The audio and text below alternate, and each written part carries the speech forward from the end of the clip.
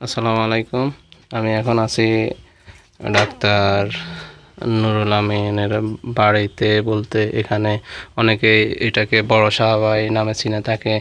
এখানে দুইটা দম্পতি, ওনাদের নাম, একজনের নাম হচ্ছে সুভাষচন্দ্র দাস এবং রঞ্জিতা রানী দাস। ওনারা খুব মানবিক বিপর্যয়ের মধ্যে আছে। ওনাদের বন্যার কারণে ওনাদের ঘর বাড়ি অনেক ক্ষতিগ্রস্ত হয়েছে, আপনারা দেখতে পারতেছেন। ওনার হাজব্যান্ড, ওনার নাম আছে সুভাষচন্দ্র দাস। ওনার বয়স 85। উনি খুব অসুস্থ, হাঁটা চলাচল করতে পারে না। ওনাদের কোনো ছেলে মেয়ে নাই যে ওনাদেরকে দেখভাল করবে। ওনারা যে যাই পারে মানে সাহায্য করলে এইভাবে খায়, না হলে যদি না পায় না খেয়ে থাকে।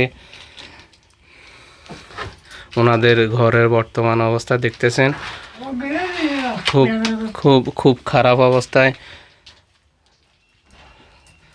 ওনাদের খাওয়া দাওয়া বলতে কোনো কিছুই নাই। যে যারা ত্রাণ সামগ্রী সহায়তা দিয়েছেন, দেখতে পাচ্ছেন এই মুড়ি চাল ভাজা দিছে। ওনার হাজবেন্ড খুব অসুস্থ, দেখতে পাচ্ছেন মানবতার জীবনযাপন করছে।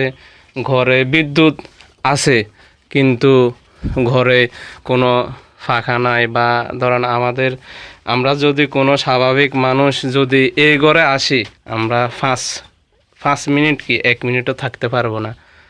তো সকলের নিকট একটা আবেদন যে যাই পারেন ওনাদেরকে একটু আর্থিকভাবে বা যেমনি পারেন সাহায্য সহযোগিতা করেন।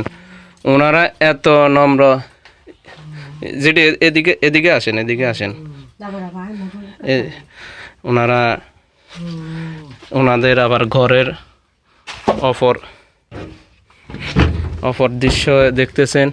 ওনাদের রান্নাঘর এইটাও সমস্ত এই পানিতে ডুবে গেছিল। এখন পানি নামার ফলে ইয়েগুলা ক্ষয়ক্ষতি যাওয়া হয়েছে তা দৃশ্যমান। ঘরে বসবাসের মতো একটা খাট আছে, তাও ভাঙাচুরা দেখতে পাচ্ছেন। নিচে কি পর্যন্ত কাদা, কি পর্যন্ত দেখছেন কি অবস্থা, যেখানে আমরা স্বাভাবিকভাবে কেউ বসবাস করতে পারবো না, এমন মানবিক অবস্থায় বসবাস করে আসছে।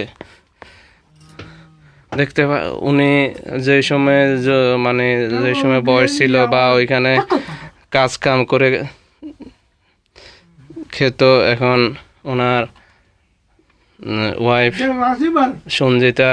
সঞ্চিতা রানী দাস, উনি যাই পারে মানে অনেক থেকে সাহায্য সহযোগিতা নিয়ে চলতেছে। কাছে আকুল আবেদন,